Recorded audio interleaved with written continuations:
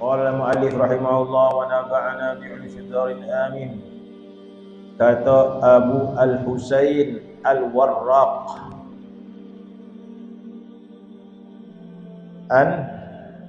An-Nasaburi itu. An-Nasaburi ada nun tu. Al-Warraq An-Nasaburi radhiyallahu anhu.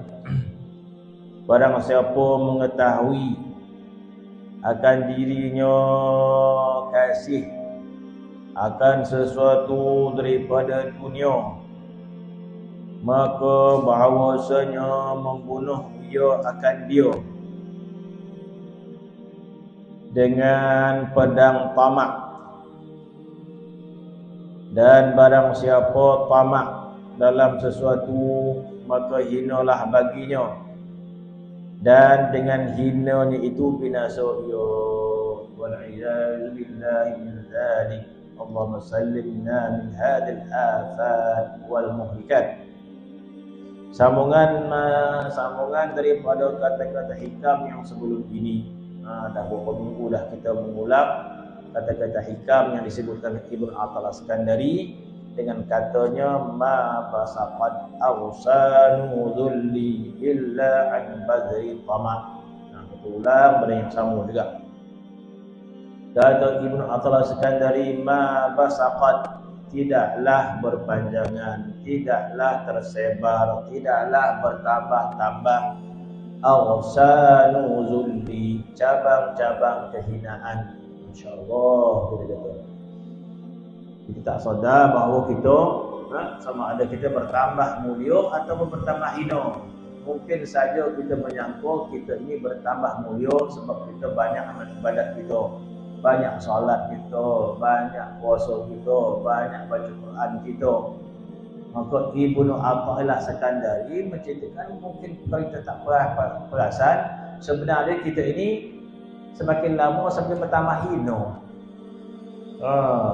Macam mana? Sebab tu dia kata ma basaqat awsanu zulmi, tidaklah bertambah-tambah cabang-cabang kehinaan pada diri seseorang illa an badri tamak, kecuali dengan benih-benih tamak yang ada pada diri kita. Yang mana kita rasa tamak itu tamak dalam pelbagai benda. Tidak. Tamak di sini adalah keinginan kita yang lain daripada Allah, nama dia tamak. InsyaAllah betul-betul. Dengan arti kata yang lain, kita meninggalkan rasa cinta kita kepada Allah dan kita menambah-nambah rasa cinta kepada yang lain daripada Allah. Maka makna tamak di sini adalah keinginan kita kepada sesuatu yang lain daripada Allah, maka dia bukan tamak yang tercela. Kalau itu kita kata memang ada pada diri kita. Kita sentiasa menyuburkan keinginan syahwat kita dan kita meninggalkan keinginan kita kepada cinta kepada Allah Subhanahu wa taala. Itu kita tak perasan. Yang kita tahu, kita beramal, kita solat, kita puasa, kita baca Quran dan sebagainya. Adapun keinginan hati kita tak pernah kita belek, tak pernah kita muhasabah, tak pernah kita pandang apa yang ada dalam hati kita. Tak jangan warna lah ya, tak warna, tak warna lah. Akhirat nanti kita menyesal. Akhirat nanti puasa ni macam ni. Sebab perkara hati adalah perkara maknawi. Jadi perlu kita melihat dengan mata basirah.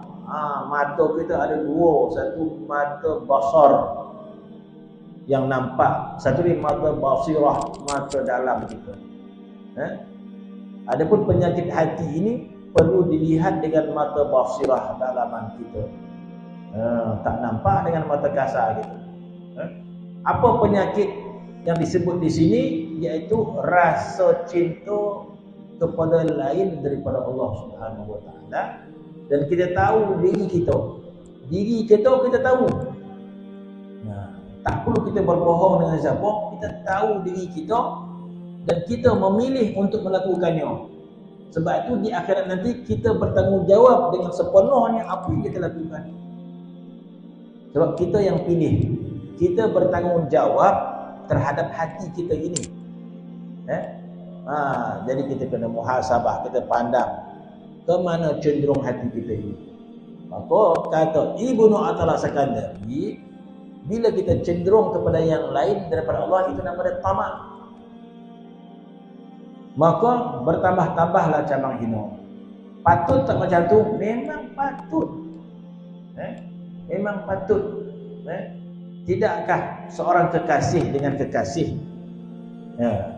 apa yang diinginkan? Apa kita kata kanun kasih? Kanun, undang-undang kasih itu apa? Bila dua orang berkasih-kasih, apakah kanun dia? Yang paling besar bila orang berkasih, kanun yang paling besar, kekasih kata jangan dia cenderung hatinya kepada selain daripada dia. Itu kanun cinta. Kanun pasang kasih apa? Kalau setakat tak bagi coklat, setakat tak bagi hadiah, itu tidak sebesar kesalahan kekasih ini cenderung kepada yang lain daripada kekasih dia. Setakat tak berikan hadiah, setakat tak berikan gula-gula, itu tidak sebesar kekasih kita, ataupun bahasa kita curanglah kita. Tidak ada yang lebih besar kesalahan di antara kekasih dengan kekasih seperti curang. Bermaksud dia mencintai ada orang lain yang dia cinta. Takkah ini kesalahan yang paling besar? Kalau orang sedang bertunang, dua orang, tiba-tiba tunang dia tak suka apa dengan tunang dia, agak-agak putih dah dia. Inilah kesalahan paling besar. Setakat tak bagi hadiah, itu tak salah, tak pernah mana. Tunang yang poi langkawi, berupa beli coklat, itu boleh dimaafkan lagi. Tapi kalau tunang dia curang, ada orang lain yang lebih dia kasih, rasa-rasa ini satu yang tak boleh diterima. Mereka kata, besar sangat kesalahan tu. Kalau setakat tak beli hadiah, itu boleh lagi. Tapi kalau dia telah berikan hatinya kepada orang lain, kita kata ini besar kesalahan. Bagi orang yang sedang menjadikan hubungan, dia yang paling besar. Sebab ada orang lain yang lebih dia sayang. Ada? Apakah di antara kita dengan Allah kita rasa tak bersalah? Kita yang ngomong tak bersalah. Satu kesalahan sebenarnya. Kesalahan dia apa? Kita biarkan hati kita suka kepada yang lain daripada Allah SWT. Tak salah ke? Memang hati kita ni dah mati sebenarnya. Dah tak ada perasaan. Tak ada perasaan. Jadi salah. Sebab itu yang diperkatakan Ibrahim. Bila salah, bermaksud kita biarkan hati kita cenderung, tidaklah hati kita ini cenderung kepada yang lain daripada Allah, kecuali maksudnya hati kita cenderung kepada nafsu kita. Itu maksudnya. Sebab selain daripada Allah adalah nafsu. Jadi kalau ada sesuatu yang kita cintai selain daripada Allah, Allah nampak ke tak nampak? Dia nampak. Dia tahu. Senampak-nampaknya. Jadi kalau kita cenderung selain daripada Allah, apa jadi dia? Maka kita dipandang hina oleh Allah Subhanahu wa taala. Lantaklah kau, ambillah nafsu kau macam itulah. Maksud dia Tuhan pandang hati kita cenderung selain daripada dia. Pokoknya kau lah, kata dia bahasa 9 kan. Pokoknya kau lah, lantak kau lah, kata dia. Maka Allah telah haramkan hati kita untuk berada di hadrat dia. Allah Subhanahu wa ta'ala haramkan hati kita merasai kelazatan hadrat Allah. Allah telah haramkan hati kita untuk sampai ke hadrat dia, dan Tuhan haramkan hati kita merasai kelazatan hadratillah. Sebab itu salat kita tidak lazat, zikir kita tidak lazat. Sebab Allah telah haramkan hati kita untuk sampai ke hadrat dia. Sebab sepanjang hidup kita berlazat-lazat kepada yang lain daripada Allah Subhanahu wa taala. Tuhan pandang tak? Tuhan nampak. Siapa yang pilih? Kita lah yang pilih. Alah bodoh, memang bodoh. Tuhan sebut manusia itu jahula, innahu kana zaluman jahula. Manusia itu bersangkutan zalim terhadap diri dia, jahula dan bodoh. Bodoh kita memilih cinta kita pada benda yang salah. Allah biasa lah tu semua. Ya biasa-biasa lah. Ya. Tapi satu kesalahan. Sodarlah bagi orang nak sodar. Kalau tak sodar, pokok ke situ lah. Tangguhlah sendiri masa di akhirat nanti. Kata. Kalau kita rasa mula itu dengan ibadat semata-mata, dah sembahyang, dah umrah, dah masuk bulan 2 dah ke 10 kali dah. Apa yang nak lagi kita kata? Nak apa yang lagi? Mana kata kita kalau kira macam tu, itu pun naklah. Ada pun tasawuf, dia berbicara tentang hati hubungan kita dengan Allah Subhanahu Wa Taala. Cukup sekadar kita memberikan keinginan kita kepada yang lain, kepada Allah, maka dinamakan tamak. Tamak yang tercelok, maka itu dikira hina. Hina lah. Ya. Mana seorang pasangan kekasih contohnya. Orang perempuan tadi, contoh seorang perempuan, kekasih dia raja. Kekasih dia putera raja contoh kan. Masya-Allah, untung budak perempuan tadi. Sebab putera raja mencintai dia. Ada. Jadi putera raja tadi siapa? Masya-Allah, harta dia banyak, kekayaan dia banyak, pangkat dia besar. Tak lama lagi dia pula jadi raja sebab dia putera mahkota. Tak teruntung kekasih dia yang perempuan tadi. Tapi betapa bodohnya orang perempuan tadi, dia pergi menjadikan cinta kepada yang lain. Sedangkan yang dicinta tu entah apa mana lelaki ya. Foto pun tak ada, apa pun tak ada. Jadi kau tahu putera raja ni marah ke tak marah? Marahlah dia. Curang. Maka apa kata putera raja tadi kepada perempuan? Kakak kau lah, kau tak ada. Serati orang datang. Sebab dia putera raja. Jadi bodoh lah orang perempuan tadi. Ya. Putera raja tadi dah terima dah cinta dia. Ya. Beruntung lah. Dengan kekayaan, dengan pangkat dan boleh jadi permaisuri dan sebagainya. Tiba-tiba dia memilih, dia bercurang, pergilah mencintai orang yang lain yang tak ada nilai apa pun. Dia apa kata raja? Kakak ni kau lah, dia tak kisah pun kata dia. Dah. Takkah menjadi hina, dipandang hina oleh putera raja tadi? Dia tak ada nilai lah kalau wanita macam ni dia kata. Maka putera raja akan memandang hina kepada wanita tadi kan. Tak ada nilai lah wanita ni. Tak terugi. Tidakkah begitu Allah Subhanahu Wa Taala? Ya, begitulah Allah Subhanahu Wa Taala. Kita ingin dimuliakan oleh Allah Subhanahu Wa Taala, tapi tingkah laku kita sebaliknya. Kita ingin dimuliakan oleh Allah Subhanahu Wa Taala. Semua orang ingin dimuliakan oleh Allah. Di akhir nanti siapa yang tak nak dimuliakan oleh Allah? Semua nak dimuliakan oleh Allah Subhanahu Wa Taala. Tapi di dunia takkan bodoh. Kita ingin cenderung kepada yang lain daripada Allah Subhanahu. Kita biarkan hati kita cenderung kepada yang lain daripada Allah Taala. Alah biasa, tapi bagi Allah Taala tidak biasa. Allah Subhanahu Wa Taala aman memerhatikan hati kita selain daripada amal kita. Jadi kita kena terbiak hati kita, berikan cenderung kita kepada Allah sehingga menyebut nama Allah itu adalah kebahagiaan bagi kita. Masya Allah, seronoknya menyebut nama Allah Subhanahu Wa Taala sehingga tahqiq dalam hati kita ni, hati kita terpaut pada Allah Subhanahu Wa Taala. Allah Taala tahu tak? Allah Taala mengetahui. Jadi inilah kita kata proses mujahadah. Kenapa hati cenderung pada dunia? Hati kita cenderung kepada harta, hati kita cenderung kepada manusia.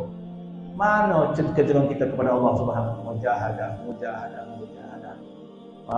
Maka kita akan dimuliakan. Allah Subhanahu Wa Taala Maha Mulia.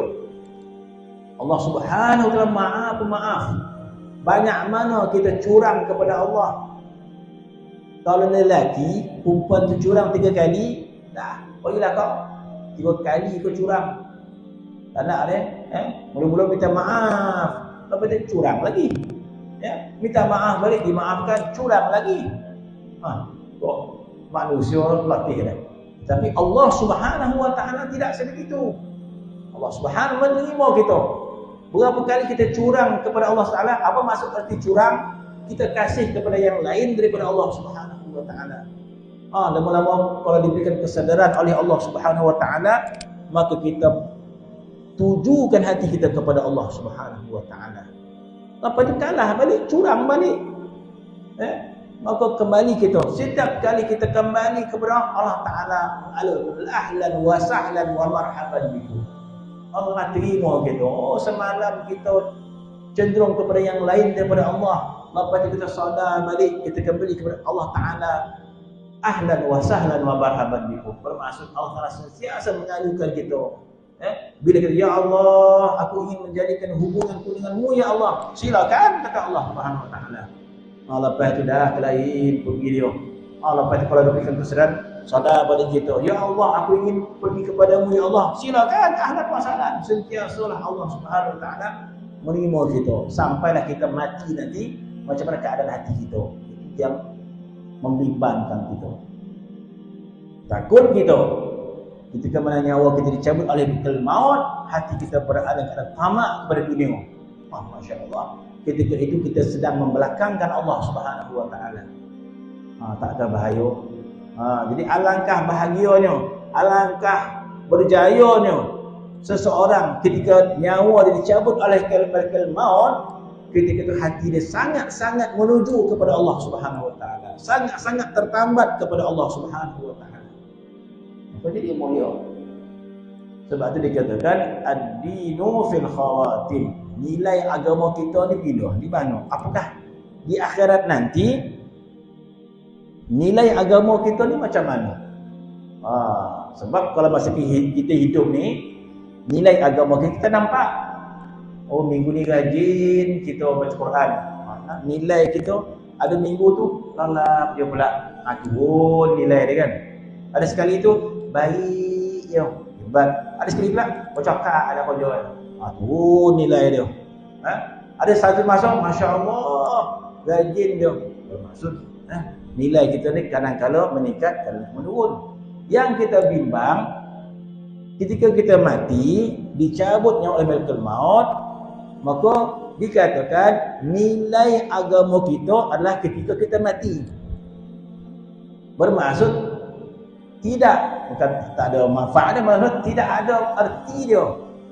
Kalau sebelum kita mati, Masya Allah, rajin ibadat, khusyuk, zuhud dan sebagainya, tiba-tiba nak mati, lain pula perangai melalak, ya pula bukan tak boleh nyanyi ya, tapi suka pula, suka lagu Hindustan yang pula dah.